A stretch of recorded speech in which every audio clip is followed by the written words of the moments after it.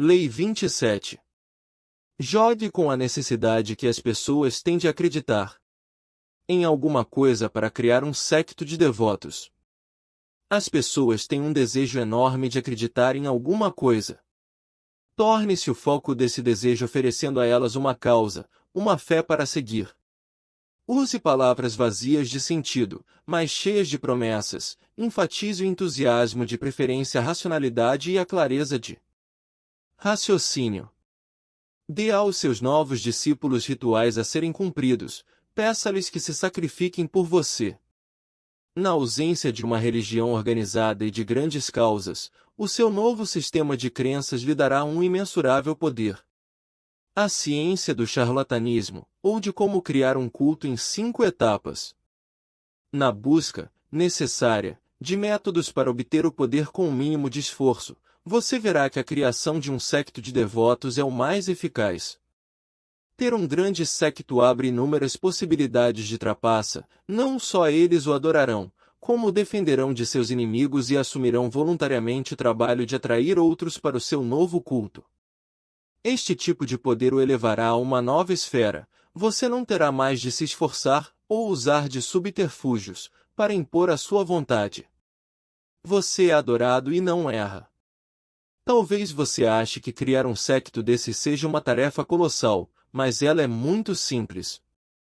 Como seres humanos, temos uma necessidade desesperada de acreditar em alguma coisa, qualquer coisa.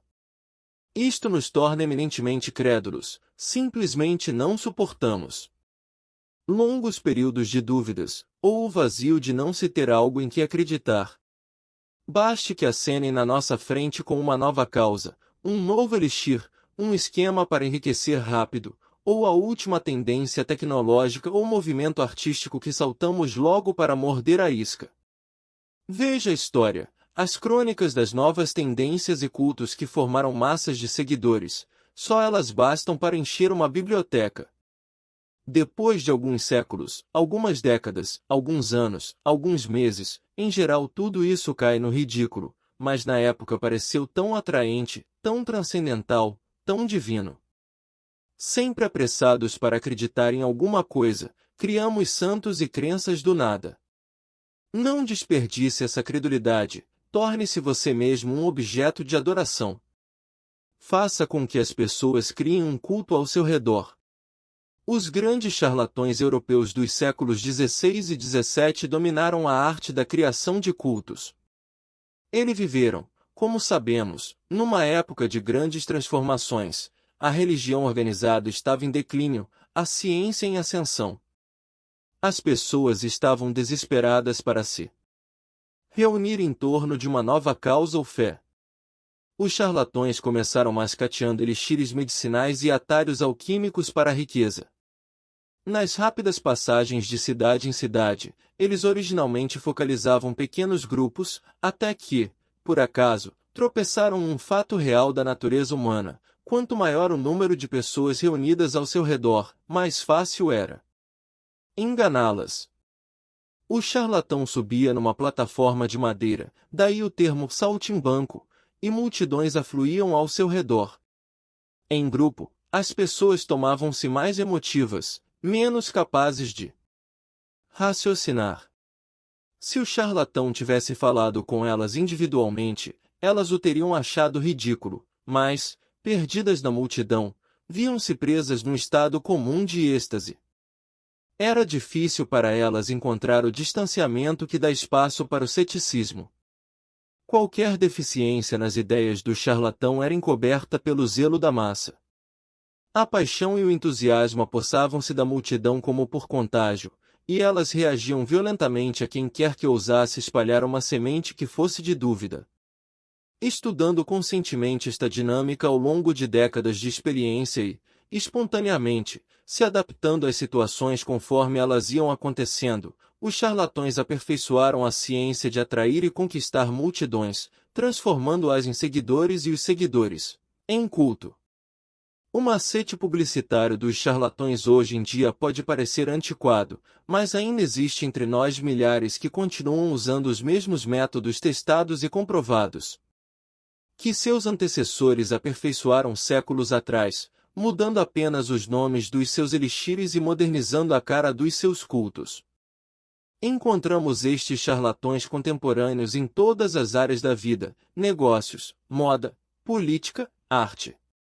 Muitos deles, talvez, seguem a tradição charlatã sem ter nenhum conhecimento histórico, mas você pode ser mais sistemático e premeditado. Simplesmente siga as 5 etapas da criação de um culto que nossos ancestrais charlatões aperfeiçoaram ao longo dos anos. Etapa 1. Seja vago, seja simples. Para criar um culto você deve primeiro chamar atenção. Isto não deve ser feito com ações, que são muito claras e de fácil compreensão, mas com palavras, que são nebulosas e enganadoras. No início, seus discursos, conversas e entrevistas devem incluir 2 elementos: a promessa de algo grandioso e transformador, e outro, a total indefinição. Estes 2 elementos combinados estimularão os mais variados tipos de sonho nebuloso nos seus ouvintes, que farão as suas próprias conexões e verão o que quiserem ver. Torne atraente a sua indefinição, use palavras de grande ressonância mas significado obscuro, palavras cheias de calor e entusiasmo. Títulos sofisticados para coisas simples são úteis, como são o uso de números e a criação de novas palavras para conceitos vagos. Tudo isso cria a impressão de conhecimento especializado, dando a você um verniz de profundidade. Para provar o que estou dizendo, tente tornar o assunto do seu culto uma novidade, de forma que poucos o compreendam. Feita corretamente, a combinação de promessas vagas, conceitos nebulosos mas atraentes, e ardente entusiasmo alvoroçam as almas das pessoas e um grupo se formará ao seu redor. Use um discurso vago demais, e você perderá a credibilidade. Ser específico, porém, é mais perigoso. Se você explica em detalhes os benefícios que as pessoas terão seguindo seu culto, você terá de satisfazê-las. Como um corolário a essa indefinição, o seu apelo deve também ser simples. A maioria dos problemas das pessoas é de origem complexa, neuroses profundas, fatores sociais interrelacionados, raízes num passado distante excessivamente difíceis de desemaranhar.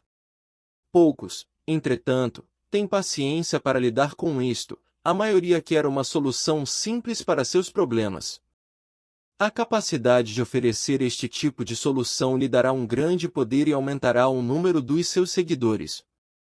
Em vez de explicações complicadas baseadas na vida real, volte às soluções primitivas dos nossos ancestrais, à velha medicina natural, às panaceias misteriosas. Etapa 2. Enfatize os elementos visuais e sensoriais, de preferência aos intelectuais. Depois que as pessoas começam a se congregar à sua volta, 2 perigos surgem naturalmente: o tédio e o ceticismo. O tédio fará as pessoas se afastarem, o ceticismo lhes permitirá um distanciamento para analisar mais racionalmente o que você oferece, desfazendo a névoa que você engenhosamente criou e revelando o que você realmente pensa. Você precisa distrair os entediados, portanto, e afastar os céticos. A melhor maneira é fazer teatro, e outras coisas desse tipo. Cerque-se de luxo, atordoe seus seguidores com o esplendor visual, encha os olhos deles com espetáculos. Você não só impedirá que eles vejam que suas ideias são absurdas, que o seu sistema de crença é falho, como chamará mais atenção e atrairá mais seguidores. Apele para todos os sentidos, use incenso para as narinas, música tranquilizadora para os ouvidos, tabelas e gráficos coloridos para os olhos. Você pode até fazer cócegas na mente, usando talvez engenhocas tecnológicas recentes para dar ao seu culto um verniz pseudocientífico, desde que não faça ninguém pensar realmente. Use elementos exóticos, culturas distantes, costumes estranhos, para criar efeitos teatrais, e fazer os incidentes mais banais e corriqueiros parecerem indícios de algo extraordinário. Etapa 3. Copie as formas da religião organizada para estruturar o grupo. Seu séquito está crescendo, é hora de organizá-lo. Descubra um jeito ao mesmo tempo alegre e agradável. As religiões organizadas há muito tempo exercem uma inquestionável autoridade sobre um grande número de pessoas, e continuam assim na nossa era supostamente secular. E mesmo que a religião tenha perdido um pouco da sua influência, suas formas ainda ecoam poder. As associações altivas e sagradas da religião organizada podem ser infinitamente exploradas. Crie rituais para os seus seguidores, organize-os hierarquicamente, nivelando-os em graus de santidade, e dando-lhes nomes e títulos com matizes religiosos. Peça-lhes sacrifícios que encherão o seu cofre e aumentarão o seu poder. Para enfatizar a natureza semi-religiosa do seu grupo, fale e haja como um profeta. Você não é um ditador, afinal de contas, você é um sacerdote, um guru, um sábio, um xamã, ou qualquer outro termo que dissimule o seu verdadeiro poder nas brumas da religião. Etapa 4. Disfarce a sua fonte de renda. O seu grupo cresceu, e você o estruturou como uma igreja. Seus cofres estão começando a se encher com o dinheiro dos seus fiéis. Mas você não deve parecer muito ávido de dinheiro e do poder que ele traz. E neste momento que você precisa disfarçar a sua fonte de renda. Seus seguidores querem acreditar que, acompanhando você, tudo de bom lhes cairá no colo. Cercando-se de luxo, você se torna a prova da estabilidade do seu sistema de crença. Não revele jamais que a sua riqueza venha do bolso deles, pelo contrário, faça parecer que ela se origina da autenticidade dos seus métodos. Eles imitarão todos os seus movimentos acreditando que alcançarão os mesmos resultados, e nesse afã não perceberão que a sua riqueza é puro charlatanismo. Etapa 5. Estabeleça uma dinâmica nós versus eles. O grupo agora é grande e está prosperando, um ímã atraindo uma quantidade cada vez maior de partículas. Mas se você não prestar atenção, vem a inércia, e o tempo acrescido do tédio desmagnetiza o grupo. Para manter unidos os seus seguidores, você agora deve fazer o que todas as religiões e sistemas de crenças fizeram, criar uma dinâmica nós versus eles. Primeiro, certifique-se de que seus seguidores acreditam que participam de um clube exclusivo, unidos por uma mistura de objetivos comuns a todos. Depois, para reforçar esta união, crie a ideia de um inimigo traiçoeiro disposto a acabar com vocês. Existe um exército de infiéis que farão tudo para deter você. Qualquer forasteiro que tentar revelar a natureza charlatã do seu sistema de crença pode agora ser descrito como um membro desta força traiçoeira. Se você não tiver inimigos, invente um. Achando um Judas para malhar, seus seguidores ficarão mais unidos e coesos. Eles têm uma causa em que acreditar, a sua, e infiéis para destruir. Lembre-se, as pessoas não estão interessadas na verdade sobre a mudança. Elas não querem ouvir dizer que ela é resultado de muito esforço, ou foi motivada por coisas banais como exaustão, tédio ou depressão. Elas morrem de vontade de acreditar em algo romântico, do outro mundo. Querem ouvir falar de anjos e experiências extracorporais. Agrade-as, fale da origem mística de alguma mudança pessoal, envolva-a em cores etéreas, e ao seu redor se formará um grupo cultuando, adapte-se às necessidades das pessoas. O Messias deve espelhar os desejos dos seus seguidores.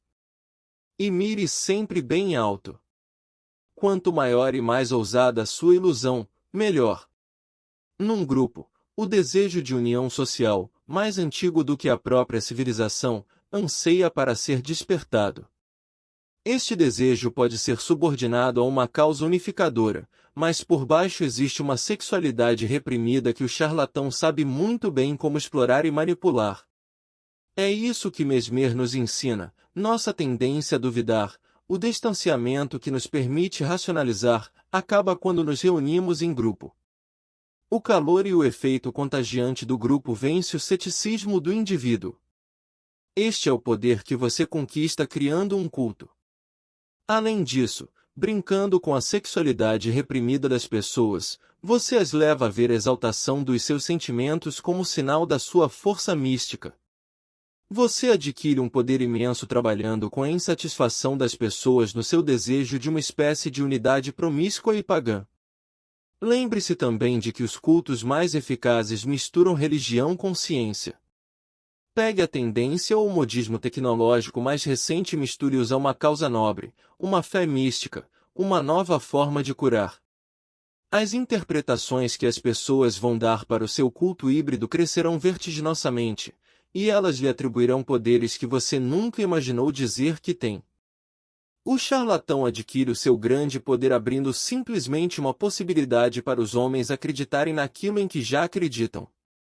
Os crédulos não conseguem se manter distantes, eles se aglomeram em torno do milagreiro, entram na sua aura pessoal, entregam-se à ilusão solenemente, como gado. Grete de Francesco. Os homens são tão simplórios, e tão dominados por suas necessidades imediatas, que um mentiroso sempre encontrará muitos prontos para serem enganados. Nicolau Maquiavel, de 1469 a 1527. O inverso. Uma das razões para a criação de um séquito é que, em geral, é mais fácil enganar um grupo do que um indivíduo, e você fica com muito mais poder. Isso, entretanto, é perigoso. Se num determinado momento o grupo perceber o que você está fazendo, você não se verá diante de uma alma iludida, mas de uma multidão irada que o estraçalhará tão avidamente quanto o seguiu antes. Os charlatões enfrentavam constantemente este risco, e estavam sempre prontos para se mudar para outra cidade quando se tornava evidente que seus elixires não funcionavam e suas ideias eram uma impostura. Se demorassem, pagavam com a vida. Brincando com as multidões, você brinca com fogo, e deve ficar de olho sempre, à espreita de lampejos de dúvida, nos inimigos que colocarão a multidão contra você. Quando se brinca com as emoções de uma multidão, é preciso saber se adaptar, afinando-se constantemente com os humores e desejos do grupo. Os espiões, mantenha-se informado e no controle, e de malas prontas. Por isso, talvez você prefira lidar com as pessoas individualmente. Isolando-as do seu ambiente normal, você pode conseguir o mesmo efeito de quando as coloca num grupo, elas ficam mais suscetíveis a sugestões e intimidações. Escolha o otário certo e, se ele acabar percebendo o que você faz, pode ser mais fácil fugir dele do que de uma multidão.